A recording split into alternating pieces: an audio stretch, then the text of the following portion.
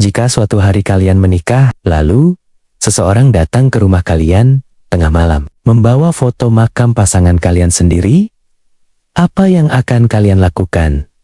Itulah yang terjadi padaku. Wanita yang selama ini tidur di sampingku, yang kupanggil istriku, yang setiap malam memelukku. Ternyata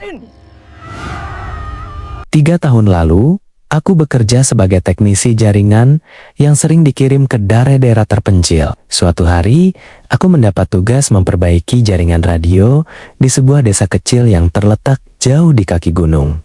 Desa itu sangat terpencil. Jalan menuju ke sana hanya tanah berbatu. Sinyal hampir tidak ada. Dan saat matahari mulai tenggelam, suasana desa itu berubah menjadi sangat sunyi. Seolah dunia berhenti bergerak, dan aku menginap di rumah kepala desa. Disitulah pertama kali aku melihatnya. Namanya Laras.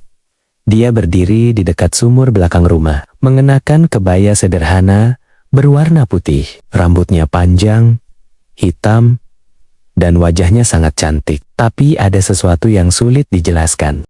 Matanya seperti menyimpan kesedihan yang sangat dalam. Saat aku menyapanya, dia hanya tersenyum kecil. "Aku jarang melihat orang baru di desa ini," katanya pelan. "Sejak malam itu, kami sering berbicara. Entah kenapa aku merasa sangat nyaman dengannya. Dia lembut, perhatian, dan selalu muncul setiap malam seolah menungguku. Aneh memang, karena tidak ada warga desa lain yang pernah membicarakan dirinya, tapi aku tidak terlalu memikirkannya."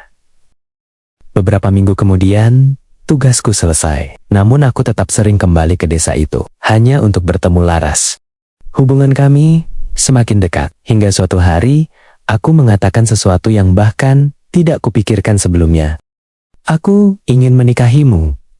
Laras terdiam lama, matanya menatapku, seolah ingin mengatakan sesuatu. Tapi akhirnya dia hanya tersenyum. "Jika kamu tidak takut, aku akan ikut denganmu." Aku tidak mengerti maksud kalimat itu. Namun 2 bulan kemudian, kami menikah secara sederhana di desa itu. Namun anehnya, hanya sedikit warga yang datang. Banyak dari mereka terlihat gugup. Bahkan, beberapa orang menatapku dengan tatapan aneh, seolah mereka ingin memperingatkanku tentang sesuatu. Tapi, tidak ada yang berbicara. Setelah menikah, aku membawa Laras tinggal di rumah kecil di pinggir kota. Awalnya semuanya terasa normal. Dia memasak untukku, menungguku pulang kerja, dan setiap malam kami tidur bersama seperti pasangan biasa. Tapi ada beberapa hal yang mulai terasa aneh. Laras tidak pernah keluar rumah di siang hari. Jika aku mengajaknya pergi, dia selalu menolak dengan alasan tidak enak badan. Selain itu, dia juga tidak suka jika ada tamu datang. Suatu malam, aku pulang agak larut. Rumah sangat gelap. Saat aku membuka pintu kamar, aku melihat Laras duduk di tepi tempat tidur, menatap ke arah jendela. "Kamu belum tidur?" tanyaku. Dia menoleh perlahan. "Ada orang yang mencarimu tadi." "Siapa?" Dia tidak menjawab, hanya tersenyum. Senyum yang membuat bulu kudukku merinding. Aku mencoba mengabaikannya. Sampai suatu malam, sekitar jam 2 dini hari, tiba-tiba ada yang mengetuk pintu rumah dengan keras. Tok, tok, tok, tok. Aku terbangun. Laras yang berada di sampingku tiba-tiba memegang lenganku dengan sangat kuat. "Jangan buka pintu," bisiknya. "Tapi ada orang." "Jangan." Suara Laras berubah dingin. Aku belum pernah melihatnya seperti itu. Namun ketukan pintu semakin keras. Akhirnya aku bangkit dan berjalan menuju ruang depan. Saat pintu kubuka, ada 3 orang pria berdiri di sana. Wajah mereka pucat. "Maaf, apakah kamu Ardi?" tanya salah satu dari mereka. Iya, pria itu saling berpandangan dengan temannya. Lalu salah satu dari mereka mengeluarkan sesuatu dari tasnya. Sebuah foto batu nisan. Di foto itu tertulis nama yang membuat tubuhku langsung dingin. Larasari, tanggal kematian 2 tahun lalu. Aku menatap mereka dengan bingung. "Ini istri saya," kataku. Ketiga pria itu langsung pucat. "Tidak mungkin." kata salah satu dari mereka. Kami dari desa tempat kamu menikah. Dan Laras sudah meninggal 2 tahun lalu. Dunia seperti berhenti berputar. Tidak mungkin. Pria itu kemudian berkata pelan, kami datang ke sini karena beberapa warga melihatmu menikah dengan seseorang yang mirip Laras. Dan kami takut. Dia menelan ludah. Sesuatu yang tidak seharusnya ikut pulang bersamamu. Saat itu juga, aku mendengar suara langkah kaki pelan dari belakangku. Aku menoleh perlahan, Laras berdiri di ujung lorong.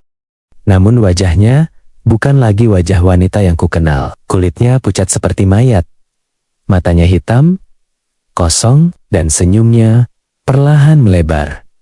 Dan dengan suara yang sangat pelan, dia berkata, kenapa kalian datang? Udara di dalam rumah tiba-tiba menjadi sangat dingin. Dan saat itulah, aku akhirnya menyadari sesuatu yang mengerikan. Selama ini, wanita yang tidur di sampingku, yang kupanggil istriku, bukan manusia. Dan malam itu, dia tidak ingin aku pergi lagi. Suasana rumah tiba-tiba menjadi sangat sunyi. 3 pria dari desa itu mundur perlahan ketika melihat Laras berdiri di lorong rumahku. Wajahnya pucat, matanya hitam, dan senyumnya semakin lebar. Aku sudah bilang, jangan datang, katanya pelan. Angin dingin tiba-tiba berhembus di dalam rumah. Lampu ruang tamu berkedip-kedip, dan salah satu pria desa itu langsung berteriak padaku. Ardi, cepat keluar dari rumah itu. Aku ingin bergerak, tapi kakiku seperti tidak bisa digerakkan. Dan Laras menatapku dengan sangat lembut, seperti saat pertama kali kami bertemu di desa. Kenapa kamu takut? Katanya. Aku ini istrimu. Langkahnya perlahan mendekat. Setiap langkahnya membuat suhu ruangan semakin dingin. Tiba-tiba pria desa yang paling tua berteriak lagi. Kamu tidak mengerti. Sejak dulu, Laras memang mencari laki-laki dari luar desa. Agar dia tidak sendirian di dunia orang mati. Darahku terasa membeku.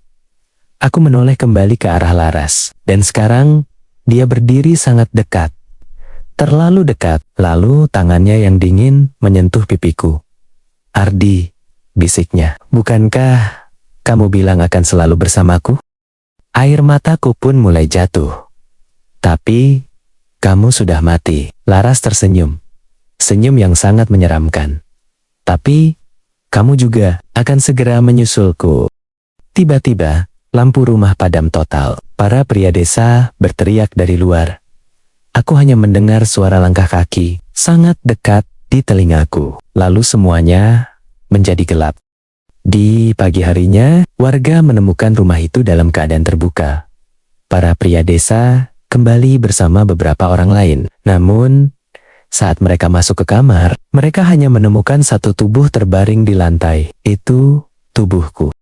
Mataku terbuka lebar. Wajahku membeku dalam ekspresi ketakutan. Dokter mengatakan, aku meninggal karena serangan jantung di tengah malam. Tapi itu bukan bagian yang paling mengerikan, karena saat warga memeriksa kamar itu lebih teliti, mereka menemukan sesuatu di atas tempat tidur. Sebuah jejak tubuh di kasur, seolah semalam ada 2 orang yang tidur di sana. Dan di samping tubuhku, ada bekas tangan dingin menggenggam tanganku. Sejak malam itu, warga desa percaya satu hal. Laras akhirnya tidak sendirian lagi, karena setiap malam, 2 bayangan sering terlihat berjalan bersama di rumah kosong itu. Seorang wanita berambut panjang dan seorang pria yang wajahnya sangat mirip denganku.